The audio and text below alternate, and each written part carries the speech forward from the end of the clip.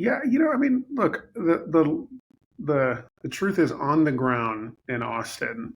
Um, you find people who are open, curious, uh, cooperative, and I think it comes from a kind of genuine. I think it comes from that kind of inherited culture of Austin, which is I think has always been a little askew from the normal culture, normative culture, let's say in the U.S. It has been proudly different.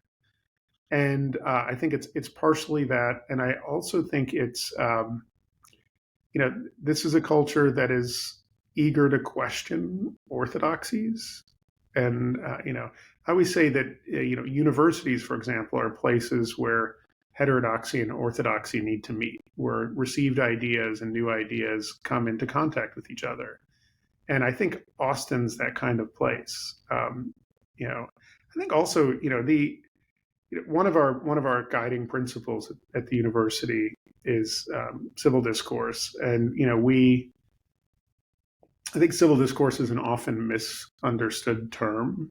We tend to use it today to mean something like two people who have radically different political opinions can be in a room together and not kill each other. That's civil discourse. Um, it's a very low bar, and I think, but I think that's profoundly too common, that understanding. But what civil discourse really is it comes from civil, from civic, from our common lived life. It's the discourse that we need to have to build better communities, to build our civil society. And the elements of civil discourse are not very complicated. There's sort of three elements. I mean, one is that you have to have intellectual humility. We're all human beings. We're all trying to figure out this life together. We don't really know very much, each of us. I mean, I have a PhD. I couldn't explain to you how my television works. I couldn't do it.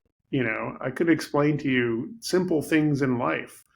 Um, and so, the things I know are narrow and few, and we all live life like that. Yet we try to see the big picture. So intellectual humility tells us that we need to learn together. We need to turn to others and sort of, in a composite way, a collective way, a kind of mosaic, understand the world in a fuller sense.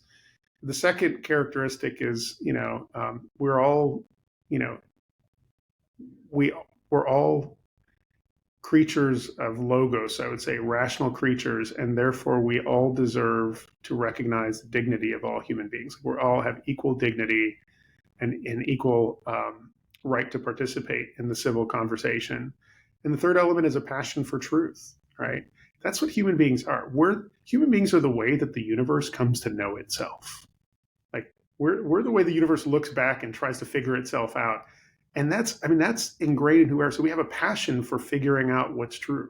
We don't always get there. I mean, we rarely get there, but it's something that should drive us as human beings. So if you put together intellectual humility, the commitment to the dignity of all people in a conversation and a passion for truth, you wrap that together, that's civil discourse, and that's how you build a civil society.